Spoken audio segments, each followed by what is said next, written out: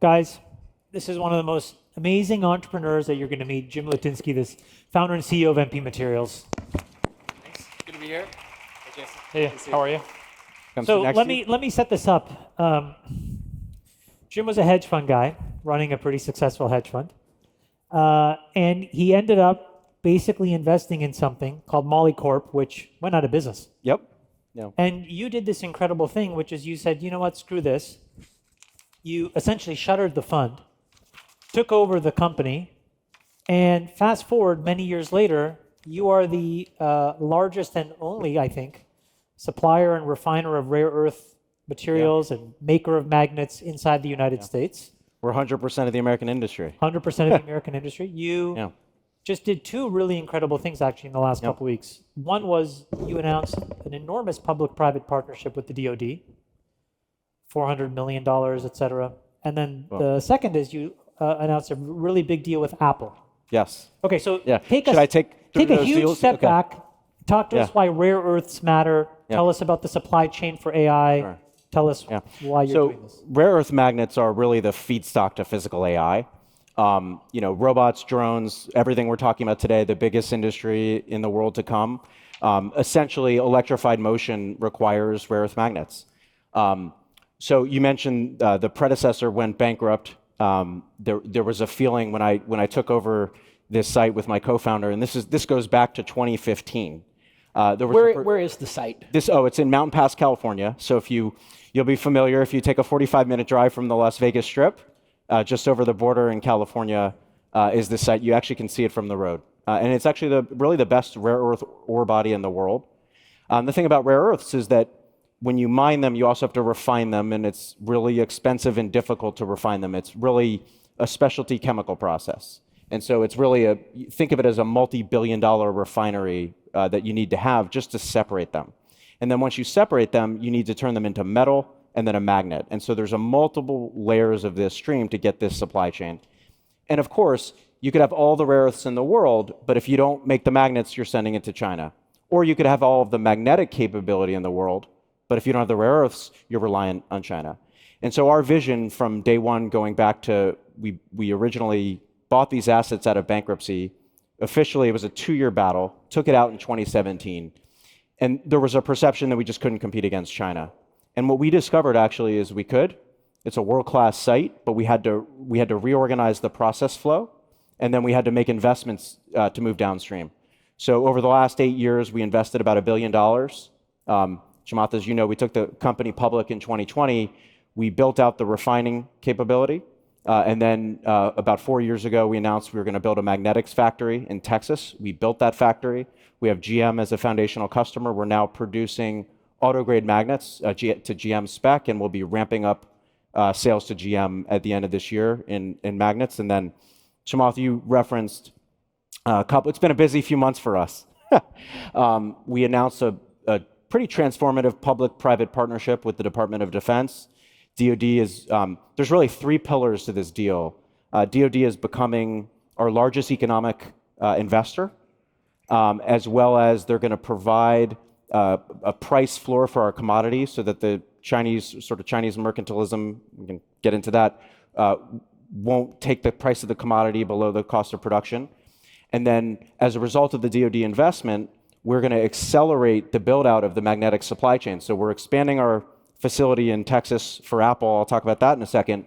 But we're then going to build a 10x facility to 10x our capacity with DoD as our 100% offtake partner, customer and business partner, because we'll be splitting profits 50-50 with DoD. So to just translate this, it's not a handout from the government. They didn't gift you $400 million.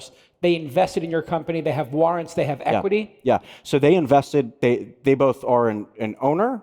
They also are an upside participant in our commodity to the extent that the prices take off. And then they're also a 100% offtake customer. We have a guaranteed level of profits to want to build out this facility, but above a certain threshold, they're a 50-50 economic participant. They meaning so really, the American people. You, the taxpayer, yeah. So this is and maybe I'll say something wild here. This is a true win-win. Obviously great for MP shareholders.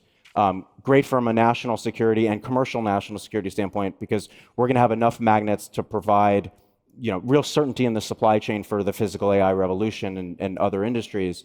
But it would not surprise me if when we, 5 years from now, hopefully we'll do this conference, and Chamath, you'll say to me, Jim, I remember that deal that was the first of its kind that you did with DoD, and the government made money on you. The taxpayer made money on doing this. And I'll say, yeah, I actually think that that's going to be the outcome, because there's sort of an element of mutually assured economic destruction. If the Chinese believe that America has national champions too, then there's no point in subsidizing the rest of the world. And so I think you can start to see prices normalize for some of these things and free up our ability to invest and expand. Why go to the government for this investment as opposed to the private markets? Yeah.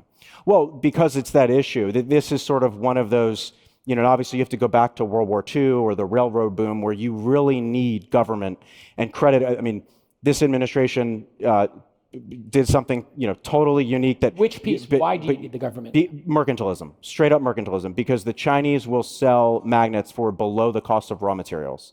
And so every time there's somebody who makes progress, they can put them out of business overnight. And so it's difficult to want to make the investment. And so frankly, with the Department of Defense, the scale that they wanted us to build, on the time frame that they wanted us to build, there was no way we were going to make that commitment. We're fiduciaries, right? We have shareholders.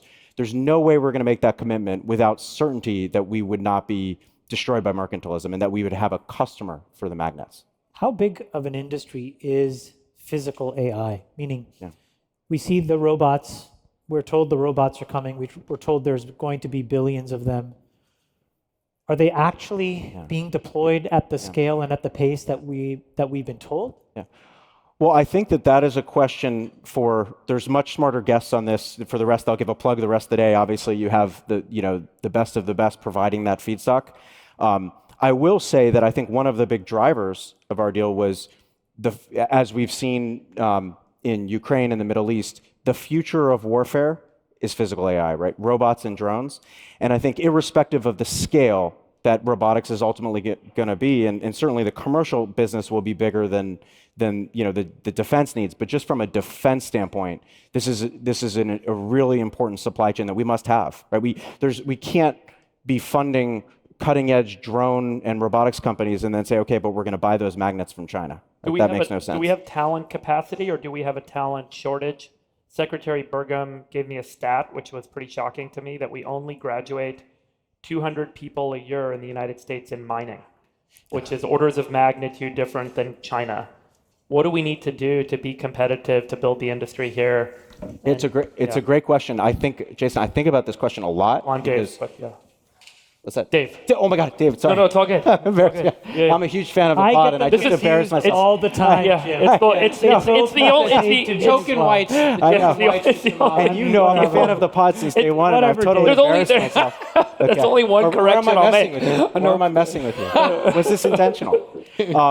So, Dave, huge fan of the pod. Yeah, huge fan of the pod. Who are you again? We'll take a selfie later. And I'm not the AI czar. Go ahead. So we have 850 employees today at MP. We're going to hire, when we include what we're building out for Apple, coupled with what we're going to build with DoD, we're going to need a couple thousand more people easily, not to mention the construction jobs. So this is a key existential question for all of us as we build out this, is where are we going to get the talent? I think what we have found, at Mountain Pass, and we hire it all, electricians, maintenance, operators, is you get people in, you train them, and then obviously you give people a career. And so we've been training a lot of people, and it's a little bit more painstaking, but there's absolutely talent out there. People are hungry to do it. Why do you think it's been so hard to establish that idea, meaning you find it straightforward to find good, hardworking people to get into these jobs, but the thought is always that, wow, these jobs are not desirable, but they really are desirable by many people. Yeah, absolutely. I mean, our median wage is now pushing $100,000 a year, and there's, relative to some of the opportunity set, I mean, these are great jobs. And what are the starting salaries? What's that? What's the starting salary? Just curious. So it really depends on the job function, because lowest salary. I think the easiest way to think about it is you can certainly, as an operator, make close to $100,000 a year with us, because, by the way, everybody's an owner. We have an owner-operator culture. Everyone got stock when we went public in 2020. But somebody coming out of high school, they can make 40, 50, 60K? Or more, yeah, or it depends. If we can't find enough electricians, we can't find enough maintenance workers. A maintenance worker an electrician, they can make 6 figures today. Tell us, you said earlier that you suspect 5 years from now, we're going to look back and this deal with the DoD was a blueprint. Yeah. Give us other areas of either physical AI or software AI or other markets where you think these public-private partnerships are really necessary to embellish US supremacy. Yeah. There are some major categories. Obviously, we've all heard about shipbuilding and advanced pharmaceutical ingredients. I mean, I think those are important ones. And then there are a number of sort of niche areas like industrial diamonds that are important for quantum computing, and some of these things that you never would have thought of, where it's a vertical where there might not be a market large enough to need 5 players, but a good public-private partnership can just solve that problem. And then there's some other verticals in critical minerals. Was it straightforward for you to find the right person within the Trump administration that said, of course, this is obvious, let's sit down and hash this out? Yeah.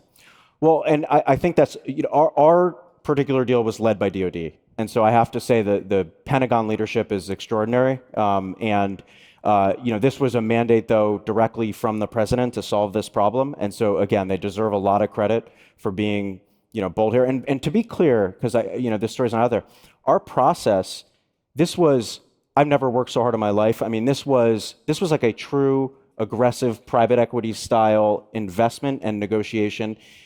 The transaction documents are public. You can look at tough. that. So yeah, and that's you saying that they're tough. Yeah, they are. This was as tough as it gets. Tougher than think of any blue chip private equity or distressed lender type negotiation. That's what this was. And the key thing was they were going to hold our feet to the fire to execute on an aggressive timeline. They were going to hold our feet to the fire on the costs. And so we're exposed. If we get the costs wrong, we're making this investment. And so the key piece of this, which I think is a good model for all of us and will be really effective, is the goal. I don't speak for them, ask them, but I think their goal was, we're going to take the things off the table that you can't control. Mercantilism, certain customer issues. We're going to be held to account for the things that we can control. Our ability to execute, our ability to execute on a good timeline, and our ability to control costs. So when we think about a lot of these, historically, the government sort of investing in a sector and, quote, picking a winner, usually there's sort of money given to someone and it's sort of public risk, private upside, right? This is not that. This is private risk, public upside, private upside. Amazing. It's a true shared win-win-win. And again, like I said, hold me to these words. I hope I'm right on this, but I think to the credit to the Trump administration, I think they will make money on this and have solved the national security All right, we problem. appreciate you coming, Steve. Yeah. Oh, thanks. Thanks so much. Thanks, brother. Yeah, it's great. All right, take care, Steve. Thanks, Jason. Thanks, Jacob. I appreciate it. Yeah. Okay. We'll see you. Hi, Hi, Lisa. Lisa. Chamath. Nice to see you. Lisa, it's a pleasure. Hi, nice to meet you. Hi. Well, thanks so much for being here with us today. We don't have a lot of time, so we want to get into it. In April, it was announced that you achieved your first silicon output at the TSMC facility in Arizona on that 2-nanometer line. This administration and the private sector have talked a lot about onshoring semiconductor manufacturing. Would love your thoughts of the on-the-ground experience in Arizona. How's it going? What's not going well? What does America need to do to get this right? Well, absolutely. First of all, it's a pleasure to be here. Love the theme. I think we're all super excited about winning the U.S. AI race. And I thought if we're going to talk about chips, David, I should actually bring one. Oh, awesome. If that's okay. Oh, yeah. A little bit of show and tell. So this is our latest generation AI chip. It's our MI355 chip, 185 billion transistors. Takes about 9 months to build. Lots of technology on it. If I just That's a 2-nanometer? This is 3 nanometer and 6 nanometer. So lots of different I'll be chiplets. putting this on eBay later. I'm going to take it with me when I leave. How is that?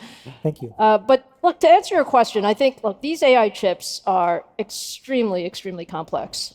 They have so much technology on it. We're super excited about the progress in US manufacturing. I would say, 12 months ago, people weren't sure that we could do leading edge manufacturing in the United States. We've been very early in Arizona with TSMC, and we did get our first chips out.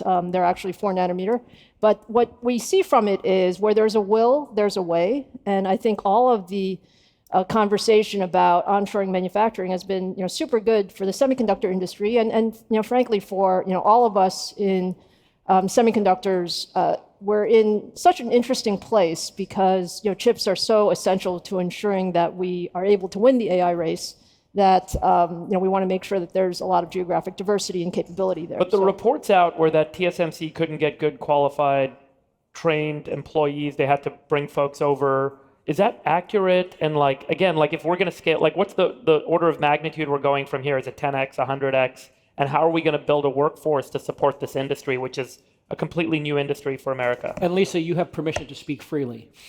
Yeah. The best way to say it is, no matter when you start something new, it's going to take work, right? It's going to be hard. So sure, in the beginning, there were some issues of, TSMC has a formula for how they build, and they just, rinse and repeat, and they've learned how to do that well in Taiwan. So they had to learn how to do it well in the United States. But I have to tell you, we've been super impressed with the progress. And if we look at the main thing that we look at is yields and just how many chips do we get out on a given wafer, and I would say it's equivalent between what we get in Taiwan and what we get in Arizona. Because it's unrealistic to think the United States could compete on cost. Am I correct? We're going to pay a little bit more. Give us the ballpark. 50% more, 20%? Not 50% more. I mean, look, it's going to be more than 5%, but let's call it less than 20%. So low double. Let's say low double digits. And how does that impact the business, if at all, in terms of competition globally? Well, I think the important thing is, just think about everybody wants a GPU, right? If you look across the industry, you really say the people who are going to win in AI want to have as much compute in their foundation as possible, and they want assurance of supply. We want to be able to supply this no matter what happens. And so if you put that in context, the fact that you're not going for the lowest cost, every minute of the day, is okay. It's okay. Obviously, we're not going to build. Not everything needs to be in the most advanced technologies, and so we have a very geographically diverse supply chain. I think Taiwan continues to be important in that view, but the focus from this administration on getting onshore manufacturing in a big way, not in a small way, I think is very good for the country. How much time do we have if there was a disruption for whatever reason? We can come up with hypotheticals in Taiwan, and we were unable to get chips from those factories. What would that look like globally? Yeah, you have to look across the supply chain, but from a structure standpoint, we all want to keep reserves for those times, but it's months, it's not years. Lisa, there was 2 really interesting posts over the last couple of days. One was from Elon, where he said in 5 years he projected 50 million H100 equivalents just for XAI. And the second was Sam Altman. They signed a deal for a 4 gigawatt data center, $30 billion a year with Oracle. That just portends an enormous amount of chips that are necessary and power. And if you forecast that, how do we actually meet all of that? What needs to happen that's not happening today inside of the United States to actually do that? Yeah, it's a great point. That's what we're seeing. We're seeing this incredibly large demand for AI, and they're coming from, Sam and Elon are certainly the leaders, a couple of the leaders. There's a lot of demand elsewhere too. If you think about it, nations want their own AI. So there's very high demand. We're imagining that just the accelerator market, so the chips for these AI large computing systems will be over $500 billion in a couple of years. So very high growth. And when you say, what do we need to do? It's the entire ecosystem needs to scale up. So we need to scale up. Certainly what we're doing in chip design is trying to get chips out as fast as possible, but we're also scaling up the entire manufacturing ecosystem. And as I said, I think the US is going to be a huge piece of it. So it's not just about the silicon. There's all of the various other pieces of the ecosystem that have to come to the US. Sure. And I think today's AI action plan is actually a really excellent blueprint. And how do you see the market evolving in these next 5 or 6 years? Is it there's a standard set of chips for training, a standard set for inference, or do you just see an explosion, like a Cambrian explosion of different ASICs, different designs, different use cases? Yeah, I like that question because I am a believer in there will be diversity of chips. And the reason is there's so many use cases, right? If you think about use cases from, whether you're talking about science or manufacturing or design or back end or, frankly, personal AI, I think we're going to see AI in everything that we do, certainly in your phones and your PCs. And so you have all these pieces. You're going to have different types of chips that do that. Certainly for the largest systems, we tend to believe that you need the most compute you can get, and so GPUs are there, but lots of ASICs are in the process, and we'll see a variety of different chips. You opened up a really interesting line of questioning there. When mainframes were so expensive, and then eventually wound up having PCs that were more expensive on their desktop, you alluded to AI being run locally. Yes. When would we have a local computer, a laptop, a desktop computer that would have the power we're seeing to run some of these LLM models in your mind? And do you see that as a specific market to go after? Look, I definitely see the idea that AI will be at every part of our ecosystem is a real thing. I think that's one of the advantages. If you think about the power of AI, you want it everywhere, and you want it across all different applications. And I think when you think about PCs today, we're putting significant amount of AI in them to run local models. And why would you want that? It's like, well, maybe I don't want all my personal data all over the place. On that point, can you make a prediction on when the market for physical AI chips is greater than the market for chips in data centers? That's a great question. I'm a big believer in physical AI. I still think it's, let's call it 5 years. You think 5 years? Is that fast? It's at least 5 years. So you're saying 5 plus? 5 plus, yes. Yeah. Okay. But that is ultimately the biggest end market. Do you think? Do you think physical AI becomes the biggest end market? I think it becomes a significant end market. I think you look at chips in data centers and you look at chips at the edge. They're also significant markets. Mm-hmm. When you look at the most cutting edge techniques today, EV lithography, all of this whole stuff to make chips. One of the things that's observable is we're only as good as what humans have been able to invent. And I often ask the recursive question, what happens when the AI is able to invent its own method of manufacturing? Different material sciences, different approaches that we may not necessarily understand. Is any of that R&D happening, whether in AMD or in other places? Like, how are we trying to get beyond the physical limits of electrons shunting across a junction? I think this idea that the AI can be extremely smart and extremely capable, like we think about how AI can design the future chips, and it will design pieces of it, but there's still a creativity of bringing it all together that I think humans are still absolutely at the center of that. So I don't necessarily see the AI designing our next generation GPU, right. But I do see it helping us design the next generation GPU much faster and more reliably.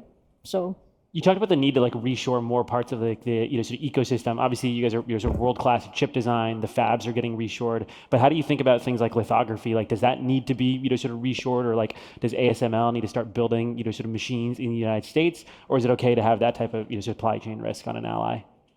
Look, I think we have to accept the fact that it's a global supply chain. Even if you were to reshore X number of components, you would still have Y components that are across the world. I think it's important for us to have our allies together, so that's a key piece of the conversation, and ensuring that we have access to the latest generation technologies, and that is something that we protect given our intellectual property. And going to first principles and asking you the open-ended question, what should be done about American education? I'm going to ask this a lot today. Assume there's no college, high school, nothing. You arrive in America, the situation is what it is today. What do you do? How do you build an education system to prepare the next generation for the evolving workforce? Yeah, I'm probably a little bit biased, as maybe some of your guests are today. I'm a big believer in science and technology background as being sort of the STEM background is so helpful when we think about the future workforce. And the earlier we can get into the sort of the process, I think the better. So some of the work that's being done to kind of revitalize the curriculum, I think, is pretty important in the sort of the next generation workforce. And one of the things when I think about how we win in AI, like there's so many aspects of it, but ensuring that America is the best place for AI talent is also a key piece of that. So kind of inspiring people when they're young to really study science and Lisa, technology. when you go to bed at night and you think about the best case scenario for this technology and this trajectory we're on, which is accelerating and you're enabling, what could the world look like in 10 years? Let's say, pretty obvious we're hitting artificial general intelligence at this moment. I think we'd all agree we're starting to see that. But superintelligence can't be far behind that. I assume you agree with that. Assume we hit that superintelligence. What would the world look like in 10 years in the most optimistic scenario if we do this right? Well, I think the exciting part about it, and I can say this very sincerely, I mean, this is the most transformational technology sort of in our lifetimes. I mean, that's the way we should think about Orders AI. of magnitude. Orders of magnitude. And the reason is it's not just going after one aspect, right? You can actually take AI and make science better. You can take AI and make medicine better. You can take AI and make manufacturing better. You can take AI and make every aspect of your business better. And so, in my mind, 10 years from now, we'd like to believe that we are really leveraging it to solve some of the world's most important problems. I like to say, AMDers get up in the morning and they say, how can I use technology to solve some of the most important challenges in the world? And, AI is really our mechanism for doing that. I have a business strategy question. If we went back 20 years and we wrote the tale of three companies, NVIDIA, AMD, Intel, and then you fast forwarded 20 years, two have just absolutely thrived, and one has not. And if you had made the bet back then, it would have been very inconclusive that you would have picked NVIDIA and AMD. And if anything, there was an amount of inherent belief that Intel had just figured it all out. Can you just tell us sort of like the lessons learned of why you thrived and maybe what you take away from their journey that you make sure AMD doesn't play out?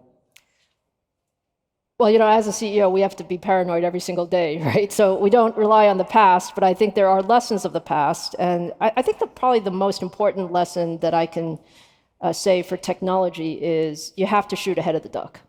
Like you have to be thinking, what is the most, like your question, Jason, great question. We think about that all the time. How do we shoot ahead of the duck? And, you have things that change. Technology is a beautiful place because you see big inflection points. Like 5 years ago, AI was around, but we wouldn't be able to gather this audience to talk about AI because people would be like, who cares? But the fact is you had to invest many, many years ago to be where we are today. And I think, I like to say that you will be able to judge whether we've done a good job or not by how we perform 5 years from now. Like the decisions we're making will take 5+ years to play out. But that's the key thing in tech. Like nothing is fast, but hopefully it's quite lasting in what it can achieve. What do you think is happening in countries not in the United States? Like what do you think is happening in chip design and all of these capabilities in China and other places right now?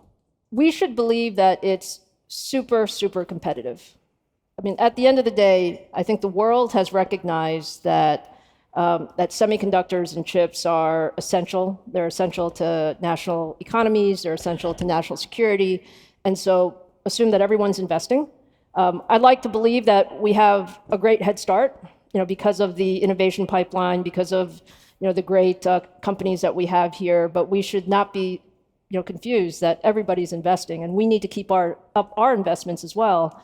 And I think that's why this whole idea of any one company can provide every solution that's necessary just isn't the case, right? I love the idea of open ecosystems, of companies collaborating, of collaboration across the ecosystem, so hardware, software, systems, collaboration across public-private partnerships, because that's what it's going to take. Like for us to win, we have to be front-facing and realizing that bringing the countries that win bring all of the smartest people and the best capabilities together and let them go as fast as they possibly can. Great. Well, Really. Lisa, thank you for being with us. Wonderful. This afternoon. Yeah. It's been great. Appreciate it. Thank you. Thank you. Great. Pleasure to meet you. Thank you. I'm Chase Lockmiller, the co-founder and CEO of Crusoe, and I'm here to talk to you about the AI industrial revolution. I'm going to start with a quote, and it's from Warren Buffett in his 2020 shareholder letter to investors. And he said, in its brief 232 years of existence, there has been no incubator for unleashing human potential like America. Despite some severe interruptions, our country's economic progress has been breathtaking. Our unwavering conclusion, never bet against America. Buffett's words were true then, and as we enter this global race for technological dominance of artificial intelligence, they ring even truer today. American dynamism has always prevailed, and it will continue to do so.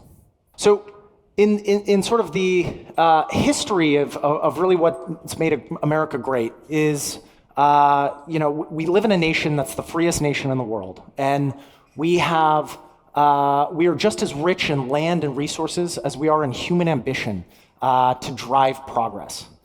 And one of the things that's fundamentally enabled that progress to happen and that ambition to be unleashed is the leading investments that we've made in infrastructure.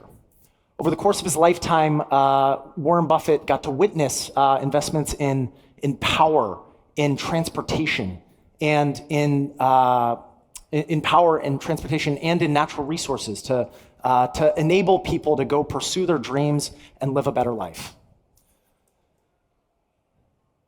Let's see. Oh, there we go. Now in 2025, we stand at the start of a new era of infrastructure, the infrastructure of intelligence. And it's driving the biggest capital investment in human history. This investment's being led by the hyperscalers, who are investing hundreds of billions of dollars per year, to make this happen. These are the companies with the biggest balance sheets in the history of business that are quite literally going all in to make this happen. And they're not the only ones. There's also startups like Crusoe, and there's even nation states that are following suit. So what's going on there? What's the prize that they're going after? The opportunity here is that for the first time in human history, we've actually been able to manufacture intelligence. Intelligence is the scarcest economic resource in the history of the economy, and for the first time, we're actually able to make it. And the opportunity here is to actually unlock access to what has historically been that scarce economic resource. So this is why the data centers of the future are not being referred to as data centers. They're actually being referred to as AI factories. It's a factory that takes as inputs data and algorithms and chips and energy, and it outputs intelligence. This is the alchemy of intelligence. So this newly manufactured intelligence will spawn a new chapter of unprecedented productivity and development. And that will serve to improve human quality of life. So the IDC estimates that AI will generate $20 trillion in economic impact by 2030. So even if you can earn a small slice of that hundreds of billions of dollars of investment will earn an amazing return. For each dollar invested into business-related AI is expected to generate $4.60. As my friend Jensen would say, the more you buy, the more you save. Or in this case, the more you buy, the more you make. And we can grow the pie together and usher in a new era of AI-driven abundance. So when we look at the history of American energy production and consumption, as the US industrialized, we really ramped up energy generation and also consumption. But if you look at this chart, you can see that it's kind of flatlined over the last 20 years. Where we're generating and consuming about 4,000 terawatt hours per year. AI is fundamentally transforming this demand picture, and energy is quickly becoming the bottleneck to growth. Data centers are forecasted to account for 20% of the growth in power demand between now and 2030. And data center total power consumption is going to go from 2.5% of US power consumption to 10%. So what this means is that the technology industry that's sort of willing this infrastructure into existence fundamentally needs to bring its own power to support that growth, which means massive investments, not just in data centers, but also in the energy infrastructure to support them. And this will require people, lots of people, to build, operate, maintain, and run these large-scale energy investments. So if we look at data centers, by the numbers, I think it's important, as people are sort of throwing around gigawatt scale data centers, of looking at the amount of data center infrastructure that exists today.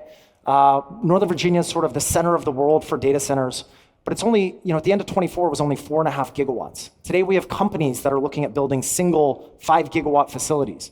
And if you look at this growth, we're building more than a Northern Virginia every single year in the forecasted future.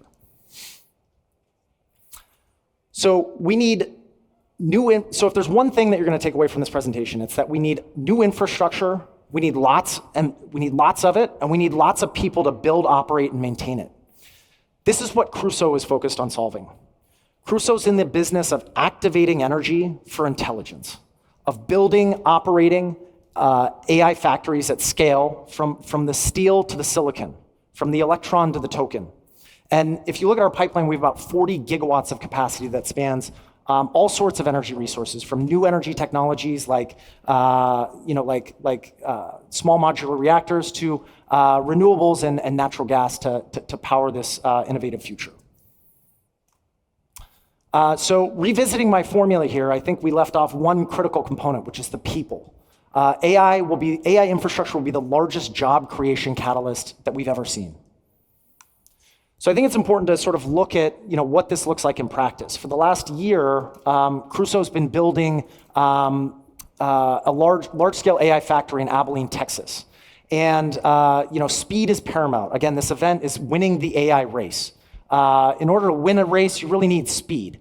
And Crusoe's really been focused on using modular components, on rapidly scaling investment in construction and infrastructure to support this. And we've actually built a lot of different modular components in factories and brought them to site. And they're kind of like Lego blocks that sort of fit together to build one of these AI factories at rapid scale and speed. So if you look at what this looks like today, this site will consume over 1.2 gigawatts of power and 400,000 NVIDIA GPUs, all in a single coherent cluster. So this will essentially be a gigawatt scale computer to drive human progress forward. It's really amazing what you can kind of accomplish in a year. You see just 1 year ago, this is what the site looked like, and this is what it looks like today. So what does this mean from a jobs perspective? We have 4,000 people working on site every day to make this facility happen. It's a bunch of different trades, electricians and plumbers and construction workers. And it's required a lot of capital too. We raised $15 billion to basically put this facility and bring it into existence. And it's also required manufacturing, and a lot of the critical components have happened off-site in these controlled manufacturing environments. But this isn't the only one. This isn't a one of a kind. We also are building AI infrastructure and AI factories across America. This site in West Texas is going to be a gigawatt facility behind the meter with wind, with incremental gas and grid interconnection. We did a partnership with Redwood Materials where we built the largest microgrid in the United States with 60 megawatt hours of batteries, end-of-life EV batteries, and 20 megawatts of solar to power an AI factory. We have a partnership with GE Vernova and Engine Number 1 for 4.5 gigawatts of new gas generation capacity to power future AI data centers. And finally, we want to announce a new partnership that we're doing with Tallgrass Energy in Wyoming that will initially power 1.3 gigawatts of total compute load alongside 2 gigawatts of power generation. And ultimately, we feel like this can scale to 10 gigawatts of power. So we're really thrilled to partner with Tallgrass. So as a vertically integrated AI infrastructure company built here in America, we believe that AI factories will be the ultimate economic engine, creating utility for society and new jobs for the economy. This will usher in a massive new era of AI-driven prosperity for the United States. And I want to leave you with my final quote from Warren Buffett that in this AI race, never bet against America. Thank you. So is this stuff real? You guys, started off as like a sort of Bitcoin miner, and now somehow all the hyperscalers are asking you to build nonstop data centers. Why you guys? I think again it comes back to this being a race, and one of the things that Crusoe's been able to do better than anyone is execute at speed and scale. And I know there's been like some of the biggest constraints around, sort of, water, energy, the land for this type of stuff. Like, where have you seen, what parts of the country, are you guys able to actually do this? Or have you seen any of the local regulators start to step up to, make this stuff easier for you?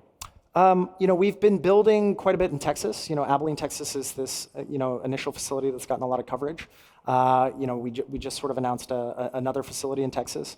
Wyoming's been a, big area of investment for us, but there's a number of other states that we're sort of evaluating investing to build large-scale AI. Is it only going to be the sort of more rural, sort of red states, or do you think that Oregon, Washington, et cetera, will start to sort of get together and realize they've got cheap hydropower and cheap water, and we'll try and get you there? No, believe it or not, we're actually looking at something in California. Wow, yeah. California, Gavin Newsom's going to bring you in. I would imagine it's going to take like 50 years with their regulations. Yeah, maybe. There. We'll see. We'll see. Yeah. And do you think that the sort of hyperscaler demand? Obviously, we were just on with Lisa Su talking about the demand for chips over the next couple of years. That's obviously correlated to the sort of demand with data centers. Do you think that's actually going to play out the way that all the public markets are sort of projecting, or are we like in 1999 peak? Everybody thinks that fiber is going to be deployed all over the world. Turns out all those projections were totally off. I think the important trend to watch is sort of the capital investment that's happening and the term over which that's happening. So I felt like Meta backed off on it a little bit. Like, didn't they for a little bit talk about they were going to deploy like crazy and then pulled back? Although he's obviously spending $1 billion on chief AI scientists now. Yeah, I think the investments they're making in people are actually rounding errors compared to the investments they're making in infrastructure. And I think that's something to sort of appreciate in this moment in time. Like, people are betting their entire balance sheets. These are the biggest, and best balance sheets in the history of business, and they're betting their entire balance sheet on the future infrastructure that's going to power the modern economy. And then in like the data centers like Texas, like what's the limiting factor? Like, is it like workforce to actually go build these things? Is it like materials? Is it the cooling towers? Is it the chips? Is it the hyperscalers giving you the sort of contracts? What's the sort of limiting reagent? Labor is definitely like a major constraint. Like I said, we have about 4,000 people on site every day. We're going to have multiple sites that are operating with thousands of folks basically building this infrastructure. So labor is definitely like one of the big bottlenecks, and we think it's really important for America to make these massive investments in the workforce to really build the infrastructure for the future. And do you think that requires some real reskilling, where it's like people from oil and gas or like construction having to go into just totally net new fields, or is it something where you guys are actually able to pull on pre-existing talent pools pretty quickly? Both. There's a lot of existing labor at that facility in Abilene. We're actually pulling labor from all 50 states at this point, believe it or not. So making like a company town, importing people in. Yeah, we have about 50% of the people are from Texas, but we are importing a lot of labor to make the project happen. And do you see the company starting to go more full stack beyond just like the operations of like the sort of data centers, or how do you think about like you started off with focus on like sort of energy arbitrage, now into data centers? Where do you see you guys yourselves going over time? Yeah, Crusoe is a vertically integrated AI infrastructure business, so data centers is a key component to that, and I think one of the most important pieces to be building right now, and one of the hardest things to do at speed. But we also have this managed AI cloud services layer that enables innovators to build large-scale AI applications on the platform. Makes sense. Well, yeah, Chase, thanks so much for sort of joining us on stage, and thank you. Appreciate the talk. Yeah, thanks, Darren. Okay, everybody, we got a real treat for you. Jensen Huang is here. Sit here. No, right there. Sit here. Sit here. The hot seat. Thanks for coming. Thank you. It's great to have you. Thank you. The #1 podcast in the world. We were saying the #1 company in the world. Wow. Thank you. Yeah. You're a fan of the pod. You listen to the pod. This is Norman, our host. Yeah. Yes, and there's Steve. What's the story with the jacket? You got one of those? You have like 6. I have something like 50 or 60 of them. So You really? Yeah. wow. What is that, Tom Ford? I think so. This one is, I think so. Yeah, it's nice. I like it. I tried that on. It was Thank like you. way too much money. Well, you guys are all so fashionable. Yeah, Coming right. from you guys, it actually means something. Yeah. Oh, yeah. Oops. Oh, look at you. Look at you. Hey, we've been talking a lot about opportunity. You've talked. Shimon is like a model. He is. Okay, good. I quit. He's I'm definitely good. in his head. He's like, Is Tom Ford your favorite? Who's your favorite? Right now? My favorite is whatever my wife gets me. She dresses you. As soon as she gets it for me, it's my favorite. Yes, same with me. smart man. That's how you got up Nobody to the wears top. nobody wears a suit better than Jacob. Good God. Yeah. How does that Jacob happen? is a handsome man. Just trying to keep up with you guys. I have 2 questions for you. Take them in whichever order you like. We've been talking a lot about job displacement, opportunity, short-term, long-term. Obviously, you get to see everybody applying the technology because, hey, listen, you've got the best product in town to build on. Therefore, everybody explains to you their hopes, their dreams, so you have a unique way of looking at the playing field. You have complete information that we don't have. So I want to know what you think. Don't worry, we'll fix it. What you think, Can I fix that and edit? what you think about job creation, transfer, displacement, et cetera. And then the second one, I've just always been curious. You got all these important people knocking on your door. You got Zuck, you got E, you got Sam Altman. He seems like he's a little bit of a headache, I'll be honest. But He's great. he's great. I'm Sam's joking. great. How do you allocate the H100s and whatever else you're selling them and still have them all like you? Because they must ask sometimes, hey, can I get extra? I'll pay you extra. So just the allocation of a finite amount of resources and then jobs. First of all, I wrote off $5 billion worth of hoppers. If anybody would like to have some extras, You got them. just give me a call. Jobs. We use AI across our whole company. Every single software engineer today uses AI, not one left behind. 100% of our chip designers use AI. We are busier than ever. And the reason for that is because we have so many ideas that we want to go pursue. AI makes it possible for us to go pursue those ideas now that we're not doing the mundane stuff.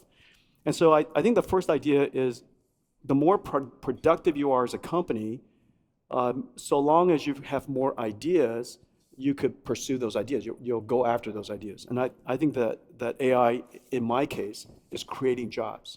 It causes us to be able to create things that other people customers would like to buy. It drives more growth. It drives more jobs. All that goes together. The other thing that to remember is that AI is the greatest technology equalizer of all time. Okay, explain. Everybody's a programmer now. Yes.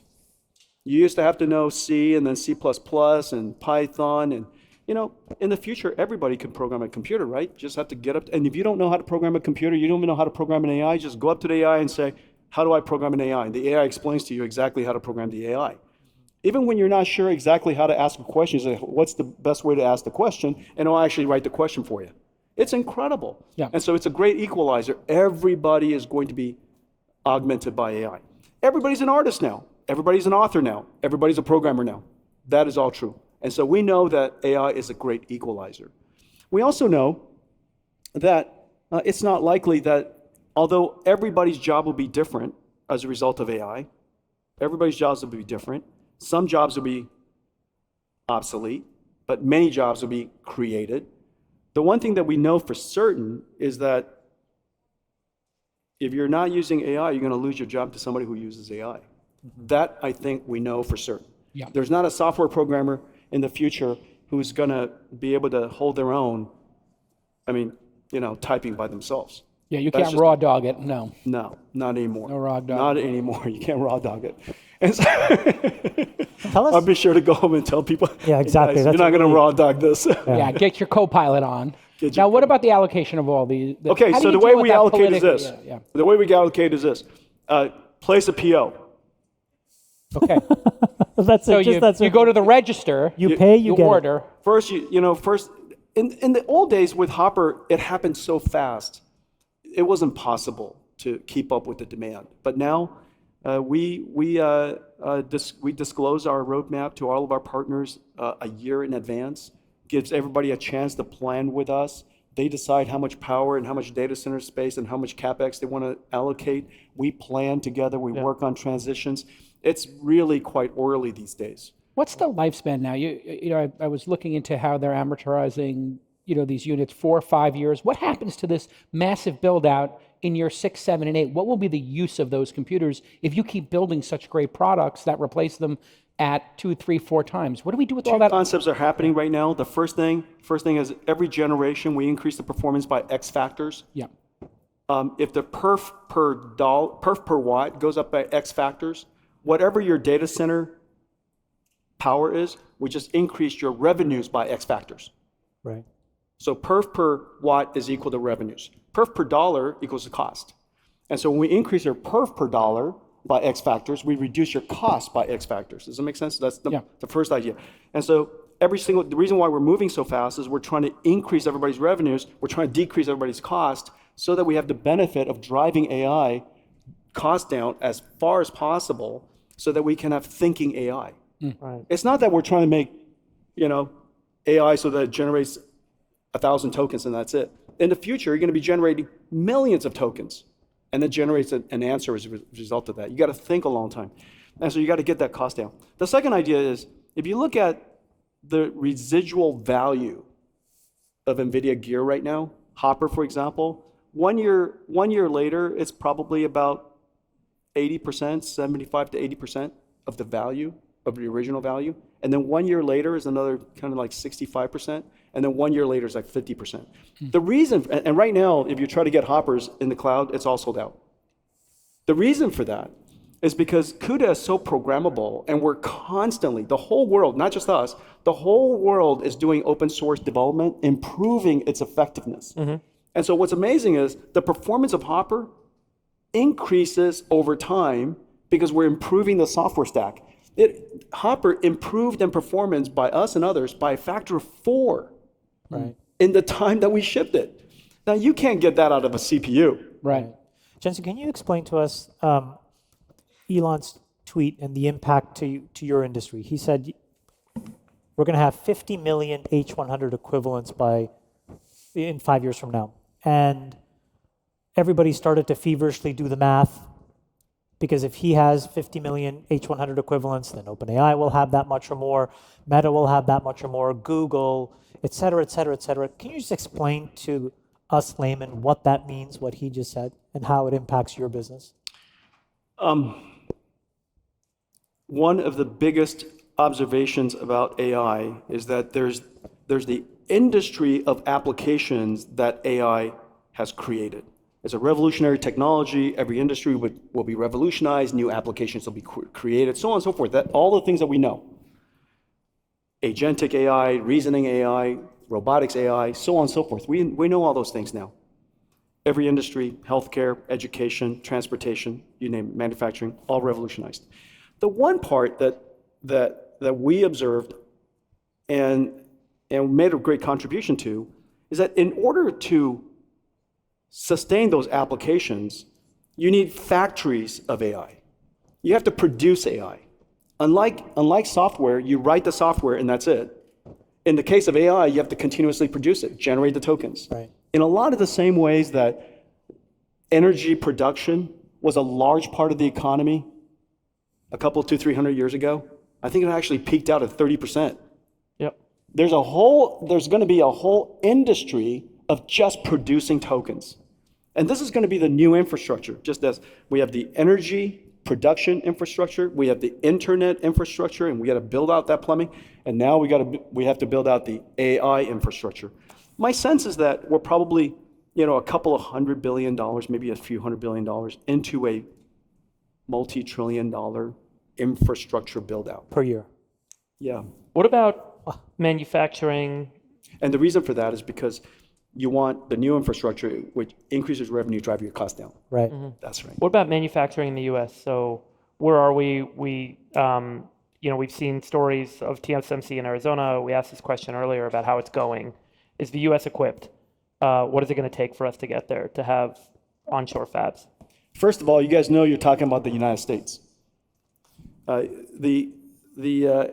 know that there's lots of concerns and everybody's worried about competition and things like that, but we are talking about America here. This is unquestionably the most technology-rich country in the world, and this is the most innovative countries in the world. And the computer industry I have the honor to serve is the single greatest industry our country has ever produced. I think we could acknowledge that. Yep. The level of leadership of the computer industry, the technology industry, is just unimaginable worldwide. And so this is our national treasure. This is one of our country's assets. We have to make sure that we continue to advance it. Onshoring. Next generation manufacturing is going to be insanely technology driven. Robotics technology, AI technology. You're going to have factories that are going to be orchestrated by AI, orchestrating a whole bunch of robots that are AI, building products that are effectively AIs, right? So you're going to have this in layers of inception. And the amount of technology necessary to create that is really insane. I love President Trump's vision, bold vision, of reindustrializing the United States. That entire band of industry that's missing, we outsource too much of it, frankly. We don't need to insource all of it, but we ought to bring onshore the most advanced, the most economy sustaining, driving, national security enhancing parts of the industry. You know, people always degrade down to tennis shoes. We don't have to go there. We just manufacture chips and AI supercomputers. In Arizona and Texas, we will, in the next 4 years, probably produce about $500 billion worth of AI supercomputers. That $500 billion worth of AI supercomputers will probably drive a few $1 trillion worth of AI industry. Right. And so that's only in the next several years. And they're doing great. Arizona's doing great. And so there's a lot of talk about American competitiveness today, and the White House rolled out its AI action plan, and NVIDIA is making very big bets on the United States. And so as a CEO of a global company, what do you see are America's unique advantages that other countries don't have? America's unique advantage that no country possibly have is President Trump. And let me explain why. One, on the first day of his administration, he realized the importance of AI, and he realized the importance of energy. For the last, I don't know how many years, energy production was vilified, if you guys remember. Yeah. We can't create new industries without energy. You can't reshore manufacturing without energy. You can't sustain a brand new industry like artificial intelligence without energy.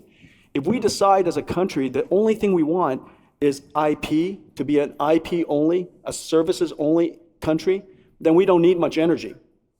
But if we want to produce things, something as vital as artificial intelligence, then we need energy. And so I'm just delighted to see to accelerate AI innovation, to accelerate the growth of energy so that we can sustain this new industry and go after the new industrial revolution. Big deal. Can you talk about physical AI versus data center AI? We talked a little bit about this today. Is there a threshold where you see physical AI accelerating and ultimately the deployment of chips outpaces the deployment of chips in data centers? Is that where the world evolves to, or what do you think Everything in the world, construction of the world looks like? Yeah, Chips. excellent. Everything in the world that moves will be autonomous someday. And that someday is probably around the corner. So everything that moves. We already know that your lawnmower is going to, who's going to be pushing a lawnmower around? That's craziness. Unless you want to. I mean, it's, And so I think everything that moves will be autonomous. And every machine, every company that builds machines will have two factories. There's the machine factory, for example, cars, and then there's the AI factory to create the AI for the cars. And so maybe you're a machine factory to build human or robots. You need an AI factory to build a brain for the human or robot. Right. And so every company in the future, in fact, the future of industry is really two factories. Yeah. Tesla already has two factories, right? Elon has a giant AI factory. He was very early in recognizing that he needs to have an AI factory to sustain the cars that he has. Now he's got AIs in the car, but in the future, instead of, I imagine that in the future, instead of a whole lot of people remotely monitoring air traffic control, it'll be a giant AI that's doing the remote control. And then only in the case of the giant AI can handle it with a person come in to intercept. And so I think you see that these industries in the future, every industrial company will be an AI company, or you're not going to be an industrial company. There was a couple of moments throughout the course of this year where people almost threw in the towel and said, "Oh, we lost to China," right? There was the DeepSeek moment. Then maybe last week, there was this Kimi model moment. But then it kind of fizzled out. Can you just explain to us how big of a threat they really are in terms of getting to supremacy, getting there first, to whether it's AGI or superintelligence? Yeah, excellent question. The Chinese AI labs are the world's leading open model companies. They offer the most advanced open models. Open source is fantastic. if not for open source, we know startups won't exist. And to the extent that we believe that the future industry is going to be today's startups, they're going to need open source models. And DeepSeek, when it came out, it was a great win for the United States. It was an incredible win. What people did, and two reasons. First, imagine if DeepSeek came out and it only ran on Huawei. I just want us to pretend. Use that thought experiment. Totally. Right? You got two parallel universes. No, Exactly. Could you imagine if QN came out and it only worked on non-American tech stack? Yeah. Could you imagine if Kimi came out and it only worked on non-American tech stack? And these are the top 3 open models in the world today. It is downloaded hundreds of millions of times. So the fact of the matter is, American tech stack, all over the world, being the world's standard, is vital to the future of winning the AI race. You can't do it any other way. We've got to be, as you know, any computing platform wins because of developers. Yeah. And half of the world's developers are in China. So speaking of developers, I'm sorry. No, please go ahead. The second thing, and it's really a big deal. When DeepSeek came out, we were thrilled for the second reason, which is we now have a super efficient reasoning model. And the reason for that is because the old models are one shot. You give it a question, everything was memorized. The pre-training is basically memorization and generalization, 2 concepts. Post-training is teaching you how to think. And so now with DeepSeek R1, Kimi K2, Q13, you now have reasoning models that help you think. And so the reason why I was so excited is if each pass of a thought is energy efficient, then you can think for a long time. Right. Yeah. The last question from me is that we see this capital being applied to human capital in a way that we never thought was possible. It used to be NBA players signing $300 million contracts. Now it's model researchers. And then there was a post this weekend that said that there was a person that was offered $1 billion over 4 years by Meta. Now, if that's happening at this layer, why hasn't it happened at your layer? Because you are the enabler of all of that. And how do you think all of this human capital is going to actually play out? First of all, I've created more billionaires on my management team than any CEO in the world. They're doing just fine. Okay, and so, and they're doing. Don't feel sad for anybody at my layer. Yeah, everybody's doing okay. Yeah, my layer is doing just fine. But the big idea though is that you're highlighting is that the impact of 150 or so AI researchers can probably create, with enough funding behind them, create an open AI. It's not a 150 people. Yeah, well, DeepSeek's 150 people. Right. Moonshot's 150 people. Right. Crazy. And so, I mean, look at the original OpenAI was about 150 people. Yep. DeepMind, and they're all about that size. I think there's something about the elegance of small teams, and that's not a small team. That's a good sized team with the right infrastructure. And so that kind of tells you something. 150 people, if you're willing to pay, say, $20 billion, $30 billion to buy a startup with 150 AI researchers, why wouldn't you pay one? Right. Yeah. Hey, speaking of options, By the way, somebody told me we need to wrap because but we have the I'm going to do secretary. this one Okay. question. Somebody who was inside your organization told me with the options that you have a secret pool of options, and that you will randomly just, if somebody does a great job, drop a bunch of RSUs on top of them, and that you have this like little bag of options you carry around, and that you give them out. That's nuts. Is that true? I'm carrying it in my pocket right now. So listen, so this is what happens. I review everybody's compensation up to this day. Yeah. At the end of every cycle, when they present it, and they send me everybody's recommended comp. I go through the whole company, and I've got my methods of doing that, and I use machine learning, I do all kinds of technology, and I sort through all 42,000 employees, and 100% of the time I increase the company's spend on OpEx. And the reason for that is because you take care of people, everything else takes care of itself. Yeah. All right, well Jensen, done. thank you. Thank you, Justin. Great to see you. Great to see you. We have an Good event job. in LA. We'd love to continue the conversation. Yeah. So we'll send you a note. The world's #1 podcast. There you go. Thank you.